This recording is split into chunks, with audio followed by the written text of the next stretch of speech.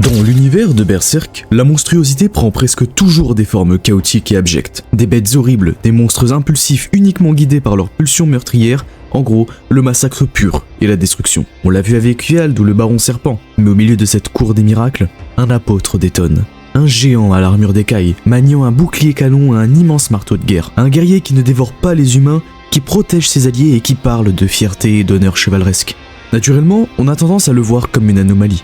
Le mur infranchissable de la nouvelle troupe du Faucon, l'un des rares monstres de l'œuvre à avoir conservé sa noblesse et sa discipline militaire. Mais si on regarde Berserk de près, vraiment de près, on se rend alors compte que cette noblesse est en réalité la plus grande des hypocrisies. Parce que derrière cette armure indestructible et ce code d'honneur inébranlable se cache un être profondément brisé. Un homme qui a tout perdu, trahi par les siens, et qui s'accroche à la chevalerie comme à une bouée de sauvetage pour refuser d'admettre le monstre qu'il est devenu. Alors une question devient impossible à éviter. Une question qui remet en perspective toute l'existence de ce colosse. Et si Grumbeld n'était pas le guerrier le plus honorable de l'armée de Griffiths, mais l'apôtre le plus tragique de tout Berserk? Aujourd'hui, on s'attaque à un monument, mais oubliez tout ce que vous croyez savoir sur lui. Dans cette vidéo, on va pas simplement analyser son affrontement mythique contre Guts, on va ouvrir un pan de l'histoire que la majorité des fans ignorent totalement. Un passé interdit, raconté dans un roman officiel mais tellement controversé que beaucoup préféreraient l'effacer. Le Chevalier du Dragon des Flammes. On va décrypter pourquoi ce livre a déchiré la communauté internationale et s'il trahit, oui ou non, l'œuvre de Kentaro Miura. D'ailleurs, si vous voulez débattre de ce secret avec l'élite de la communauté, les portes de notre forteresse, le serveur Discord de l'Interstice, sont ouvertes. Le lien est dans la description. Profitez-en pour vous abonner et nous aider à briser ensemble la barre des 20 000 abonnés. Restez bien accrochés, on plonge dans l'origine du Chevalier Dragon. Pour comprendre l'anomalie que représente Grumbeld, il faut d'abord analyser la faune qui peuple l'Interstice. La grande majorité des apôtres forment une masse informe et chaotique. Dès que l'un d'eux brise son humanité, il plonge généralement dans une régression sauvage. C'est l'anarchie pure. Yald et sa sauvagerie lubrique, le Baron Serpent et son sadisme primitif, pour eux, transcender signifie s'affranchir de toutes les barrières morales de l'homme pour embrasser la bête. Mais Kentaro Miura introduit une nuance fascinante avec une catégorie bien précise d'apôtres. Une élite que l'on pourrait qualifier de noble. Nosferatu Zod, le chevalier du clair de lune Locus, l'archer des arcanes Irvine, et bien sûr, Grumbeld. Ce qui frappe immédiatement chez eux, c'est qu'ils ne ressemblent pas à des monstres en roue libre. Ils ont conservé, ou plutôt reconstruit, un cadre structurel, une discipline militaire et, dans le cas de Grumbeld, un code d'honneur chevaleresque. Si on le compare aux autres généraux de Griffiths, la dissonance de Grumbeld saute aux yeux. Prenez Nosferatu Zod. Il ne se cache derrière aucune morale. Zod cherche le plus fort. Il vit pour le sang et le combat martial. Point final. Locus, de son côté, est un fanatique idéologique. Il a rationalisé sa monstruosité en se persuadant d'être l'instrument d'une justice divine. Mais Grumbeld, lui, s'accroche à des concepts purement humains. La courtoisie, la protection des faibles de son propre camp, et le refus des tactiques déloyales. Lorsqu'il protège Sonia et Mule à Vritannis, on croirait voir un authentique chevalier d'un conte de fées. Sauf qu'un chevalier protège la vie par conviction, tandis qu'un apôtre ne fait que préserver les intérêts temporels de son maître. Grumbeld singe l'humanité qu'il a lui-même détruite. Dans le manga, Grumbeld est introduit pour la première fois d'une façon assez spectaculaire. C'est un colosse de 2,70 m, enveloppé dans une armure d'acier sculptée en écailles de dragon, armé d'un marteau de guerre titanesque et d'un bouclier canon. Mais au-delà de ce design impérial, c'est son comportement qui détonne. Dans le tome 23, il affiche un mépris souverain pour les plaisanteries et face à ses hommes, il agit en général de guerre, exigeant le respect des règles de la chevalerie. Pour le lecteur, le contraste est saisissant. On se prend presque à respecter ce monstre qui semble posséder plus de droiture que la plupart des seigneurs humains du Midland. Mais c'est précisément là que réside le piège. Et c'est là que commence l'illusion. Parce qu'il ne faut jamais oublier ce qu'est fondamentalement un apôtre. Devenir un apôtre n'est pas un choix, ni une distinction martiale. C'est le résultat d'une cérémonie d'occultation. C'est avoir activé une béhérite. C'est avoir regardé la main de Dieu et, pour échapper à sa propre misère, avoir choisi délibérément de sacrifier ses proches, ses compagnons ou son encre humaine pour obtenir une puissance démoniaque. Grumbeld a commis l'irréparable. Il a payé son pouvoir avec le sang de ceux qu'il aimait. Alors, pourquoi ce besoin viscéral de jouer au chevalier parfait? Pourquoi s'imposer une discipline aussi stricte si son âme est déjà condamnée aux abysses? La réponse est psychologique, et elle est terrible. L'honneur de Grumbeld n'est pas de la noblesse, c'est une hypocrisie inconsciente. Grumbeld utilise le code de la chevalerie comme un bouclier mental pour aveugler sa propre conscience. C'est la seule chose qui lui reste pour ne pas s'effondrer face à la réalité de sa damnation. S'il se comporte comme un monstre sanguinaire, il doit admettre qu'il a sacrifié son humanité pour rien. Mais s'il s'auto-persuade qu'il est un guerrier digne, un protecteur honorable au service du rêve de Griffiths, alors son sacrifice acquiert une justification. Son crime devient noble. Le code d'honneur de Grumbeld est le mensonge absolu d'un esprit qui refuse de regarder sa propre monstruosité en face. C'est une armure psychologique encore plus épaisse que son acier. Mais une armure, aussi solide soit-elle, est faite pour être testée sur le champ de bataille. Et lorsque ce prétendu chevalier va se retrouver face au véritable prédateur de l'interstice, toutes ses certitudes vont voler en éclats. C'est ce qui nous amène à notre deuxième partie.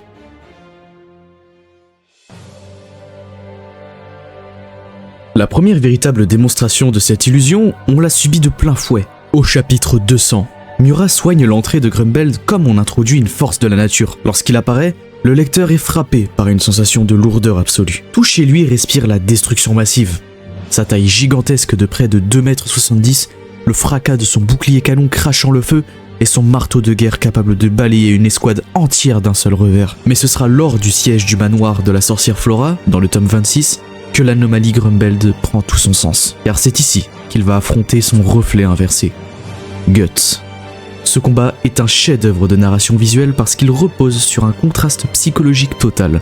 D'un côté, nous avons Guts, un simple humain, fragile, blessé à mort, mais qui, possédé par l'armure du berserker, se bat comme une bête sauvage, hurlant, mordant et bondissant comme un loup enragé. Et de l'autre côté, nous avons Grumbeld, un monstre démoniaque, une abomination de l'interstice qui se tient droit, immobile, et qui s'efforce de combattre avec la posture, le vocabulaire et la discipline d'un preux chevalier humain. C'est l'inversion parfaite de Kentaro Miura. L'humain devient le monstre, et le monstre désespère de paraître humain. Mais face à la sauvagerie astrale de l'épéiste noire, la posture martiale de Grumbeld ne suffit plus. Poussé dans ses retranchements, forcé de reculer, il est contraint d'abandonner son apparence humaine pour dévoiler sa vraie nature, sa forme libérée. Le gigantesque dragon de Corindon. Pour ceux qui l'ignorent, le corindon n'est pas un mot inventé pour faire joli. C'est un minéral réel, extrêmement dense, le deuxième plus dur au monde, juste après le diamant. Sous cette forme quadrupède crachant des torrents de flammes, Grumbeld devient l'incarnation de la défense absolue. Un blindage indestructible. Pourtant, c'est exactement à ce moment précis que l'armure physique et psychologique de Grumbeld va se fissurer. Lorsque Guts frappe de toutes ses forces avec la Dragon Slayer, il parvient à fendre le corindon. Et dans le regard de Grumbeld, à cet instant précis, on lit la stupeur, et peut-être même un fragment de panique. Pour la première fois, le preux monstre arrogant ressent le frisson de la mort face à un simple mortel. Ses écailles se fendent et son illusion avec. La Dragon Slayer n'a pas seulement brisé son armure, elle a aussi mis à nu sa vulnérabilité. Elle a prouvé que derrière ce dragon colossal se cache encore la terreur d'un homme qui a peur de mourir et de tout perdre. Ce combat au manoir de Flora dépasse la simple notion de confrontation physique. C'est un point de bascule narratif absolu pour l'œuvre entière. Car Grumbeld est littéralement le mur contre lequel l'humanité de Guts vient s'écraser. Jusqu'ici, Guts avait toujours réussi à vaincre les apôtres avec sa rage, son ingéniosité et sa force brute. Mais face au corindon, face à cette montagne inamovible, la volonté humaine ne suffit plus. Grumbeld est l'entité qui force Guts à endosser l'armure du berserker. Il est le déclencheur de la malédiction. Et l'ironie visuelle dessinée par Miura à ce moment-là est magistrale. Grumbeld, le dragon corrompu, sermonne Guts sur les règles du duel et le courage, pendant que Guts, l'humain, se laisse dévorer par la bête des ténèbres et bondit dans tous les sens, brisant ses propres os pour arracher la victoire. Le monstre donne des leçons de morale à l'homme qui se comporte comme une bête sauvage. Et pour comprendre pourquoi Grumbeld s'est réfugié derrière un corps de cristal et un faux code d'honneur, il faut remonter dans le temps. Il faut quitter les planches dessinées par Kentaro Miura et ouvrir un roman que beaucoup de fans francophones ignorent et que d'autres préféreraient oublier. Plongeons à présent dans le passé effacé du Chevalier du Dragon des Flammes. Pour comprendre l'effondrement de ce géant de cristal, il faut quitter les pages du manga. Il faut ouvrir un livre, un roman intitulé Berserk, le Chevalier du Dragon des Flammes. Avant d'entrer dans les détails, une précision cruciale s'impose. Ce light novel n'a pas été écrit par Kentaro Miura, mais bien par Makoto Fukami, le scénariste de l'adaptation animée de 2016. Miura, lui, a supervisé le projet et dessiné les illustrations officielles. Nous sommes donc face à une œuvre semi-canonique. Il faut la prendre avec des pincettes, mais c'est aujourd'hui la seule toile de fond officielle validée pour expliquer l'origine du Grand Dragon. Et cette origine est une pure tragédie. L'histoire commence sur Grant, une petite nation insulaire volcanique. Grumbeld n'y naît pas comme un monstre astral, mais la société humaine le traite déjà comme tel. Frappé d'un gigantisme extrême, il est la cible constante de l'ostracisme et des violences de ses pairs. Ce rejet social est d'autant plus destructeur qu'il prend racine au sein même de son foyer. Sa propre mère ne lui offre aucune chaleur maternelle. Pour elle, un homme ne vaut que par la violence qu'il inflige et par la gloire de sa mort sur un champ de bataille. En grandissant avec cette doctrine, l'esprit de Grumbeld est déjà fracturé. Il est conditionné à croire que sa seule valeur réside dans sa force de frappe.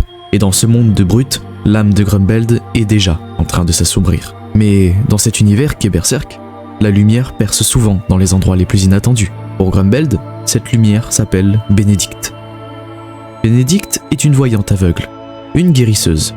Elle est la première et la seule personne à ne pas voir le géant monstrueux, mais l'enfant blessé. Elle apaise sa rage, panse ses plaies et devient son unique point d'ancrage émotionnel, sa seule part d'humanité, l'équivalent de ce qu'une Casca a pu représenter pour Guts à une certaine époque. Mais l'interstice n'épargne jamais les innocents. L'empire de Tudor attaque l'île, le village est rasé, la mère de Grumbeld est assassinée. Le géant, lui, est capturé, enchaîné, torturé et forcé de devenir un pion militaire pour la puissance qui a détruit sa vie.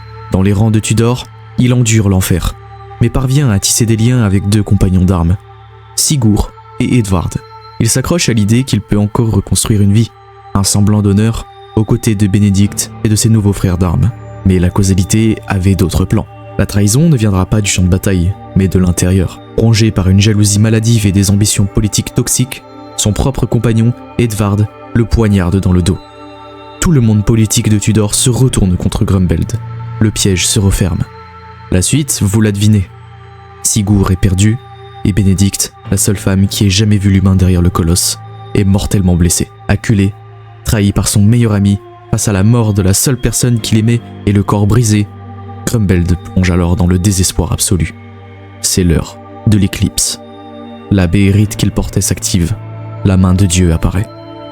Et quand la béhérite s'ouvre, le piège de la main de Dieu se referme avec une cruauté clinique. Les Godend, comme vous le savez, ne forcent jamais personne. Ils se contentent de murmurer à l'oreille d'un esprit brisé, au moment où la douleur est insoutenable. Il cède à la doctrine de sa mère, la survie par la force absolue. Dans un dernier souffle, Bénédicte lui prophétise de chercher le faucon de lumière. Et pour survivre, pour accomplir cette vengeance et trouver ce faucon, Grumbeld sacrifie tout ce qui lui restait d'humanité. Il offre ses tourmenteurs et ses attaches au vortex. Le chevalier meurt, et le dragon de Corindon pousse son premier rugissement en réduisant ses ennemis en cendres. Sur le papier, c'est l'histoire parfaite. Une tragédie shakespearienne qui justifie totalement pourquoi Grumbeld déteste la faiblesse humaine et se réfugie dans une fausse chevalerie de façade. Sauf que, voilà, si vous allez sur les forums anglophones ou les fils réédites de Berserk, vous verrez que ce livre est souvent qualifié de véritable désastre. La communauté crache littéralement sur ce roman. Alors, pourquoi une histoire avec un tel potentiel a-t-elle autant divisé les fans de Kentaro Miura ? Sur le papier, cette genèse est l'arc tragique parfait. Elle justifie totalement la psychologie de Grumbeld et explique pourquoi il se cache derrière ce mythe du chevalier indestructible. Sauf que, voilà, si on sort de la théorie pour analyser l'exécution du livre, il y a un énorme problème.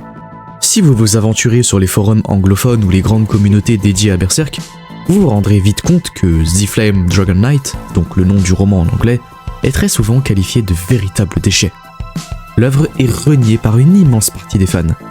Alors, pourquoi un récit avec un tel potentiel a-t-il provoqué un tel rejet ? Je pense avoir la réponse. Elle se tient en un mot : l'exécution. Le premier grand reproche fait à Makoto Fukami, c'est ce que les anglophones appellent le whisplash tonal, c'est-à-dire un ascenseur émotionnel totalement raté. L'écriture est extrêmement inégale. On passe d'une scène d'entraînement martial qui se veut très sérieuse à des dialogues maladroits, presque dignes de drames d'adolescents. Ce décalage brise instantanément le ton lourd et magistral que Kentaro Miura a mis des décennies à installer. Ensuite, il y a la question des antagonistes. Dans le manga original, même les pires ordures ont une complexité psychologique, mais dans le roman, les ennemis de Grumbeld, et tout particulièrement son compagnon Edvard, tombent dans le cliché absolu. Leur changement d'attitude et leur motivation manquent de crédibilité, ce qui rend la grande trahison finale très artificielle. Mais ce n'est pas le pire. Le point de rupture absolu pour la communauté, c'est l'utilisation de l'horreur. Dans Berserk, l'horreur n'est jamais là par hasard.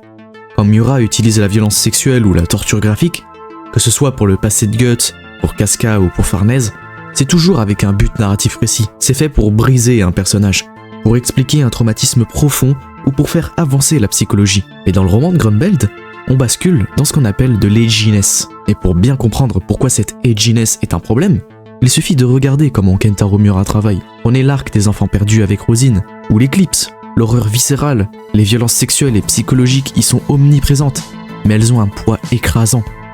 Elles servent à forger la psyché d'un personnage, à détruire des mondes et à redéfinir les enjeux. Chaque traumatisme a des répercussions sur des dizaines de tomes. Dans le roman de Fukami, la violence est un simple outil de décoration. C'est plutôt du gore inséré pour cocher la case dark fantasy. Sigurd et Bénédicte subissent ces horreurs non pas pour développer un propos philosophique, mais pour simplement remplir le quota de choc et justifier artificiellement la bascule de Grumbeld. Il y a une surenchère de scènes, de tortures, d'agressions et de violences qui semblent être posées là uniquement pour choquer, juste pour faire dark. Ça n'enrichit pas le récit, c'est de la provocation facile.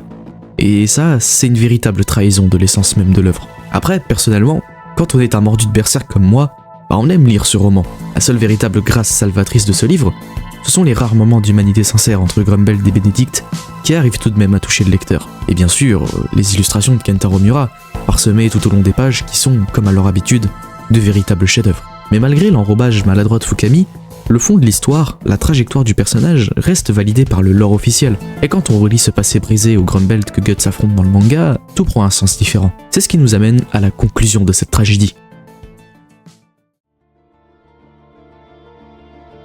Si l'on accepte ce passé tragique, si l'on regarde au-delà de la maladresse du roman pour en extraire l'essence, alors le personnage de Grumbeld prend une toute autre dimension. Toute l'histoire de ce personnage converge vers un unique point de rupture, le sacrifice. Face à la mort, face à la perte de Sigurd et de Bénédicte, face à la trahison de l'humanité, il a fait le choix inverse de celui d'un véritable preux chevalier. Pour obtenir le pouvoir et survivre, il a offert l'âme de ceux qu'il aimait au Vortex. C'est ici que réside le véritable paradoxe de Grumbeld. S'il s'accroche avec autant d'acharnement à ses manières nobles, à sa fierté de guerrier et à son code de la chevalerie, c'est uniquement parce que c'est la seule chose qui lui reste pour ne pas devenir fou. S'il accepte d'être un monstre sadique comme Viald, alors il doit accepter que le meurtre de Bénédicte n'était qu'un vulgaire massacre pour sauver sa propre peau. Son honneur n'est qu'un mensonge pour se rassurer. Et c'est ce qui fait de lui le miroir inversé le plus parfait de Guts. L'anti-Guts par excellence. Guts et Grumbeld avaient tous les deux une encre, une lumière dans les ténèbres absolues de leur existence. Pour Guts, c'était Casca. Pour Grumbeld, c'était Bénédicte. Face au gouffre, Guts a choisi de saigner, de perdre un œil, un bras et de combattre des hordes de démons chaque nuit, uniquement pour protéger cette encre. Il refuse de la lâcher. Grumbeld, face au même gouffre, a ouvert les mains. Il a livré son encre en pâture aux démons pour effacer sa propre faiblesse. Le dragon est souvent le symbole de l'avarice dans la mythologie. L'avarice de Grumbeld, ce n'est pas de l'or ou les trésors, c'est son image. Il a tout sacrifié pour s'acheter une armure indestructible, au propre comme au figuré, et passer le reste de sa vie à jouer au preux chevalier. Les deux hommes sont nés dans la violence. Les deux ont été rejetés à cause de leur nature. Les deux ont été trahis par leur frère d'armes le plus proche. Les deux ont vu la femme qu'ils aimaient être brisée sous leurs yeux. Là où leur chemin se sépare définitivement, c'est dans leur réponse à cette souffrance. La tragédie de Grumbeld, c'est qu'il est l'illustration parfaite de l'éclipse. La corruption totale de l'âme par la causalité. Il se croit être le bouclier suprême du faucon de lumière, le pinacle de l'honneur martial, mais en réalité, il n'est qu'un spectre. Un géant de cristal vide à l'intérieur, qui fuit son propre reflet. Et c'est peut-être ça, la pire malédiction de l'interstice.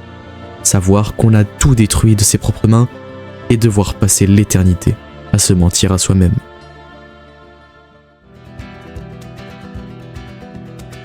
Qu'il s'agisse de son apparition fracassante dans les pages du manga ou de son passé tragique raconté dans le roman, Grumbeld reste indéniablement l'un des personnages les plus fascinants de l'œuvre.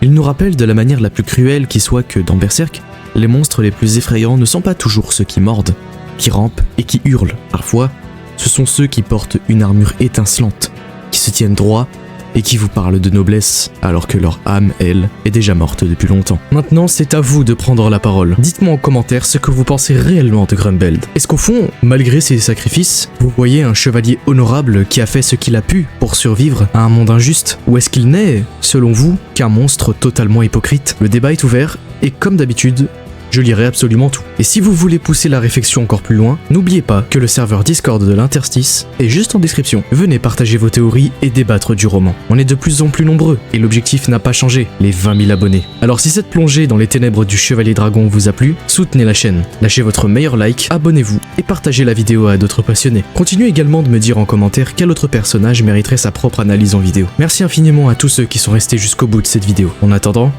prenez soin de vous, chers strugglers. À très bientôt.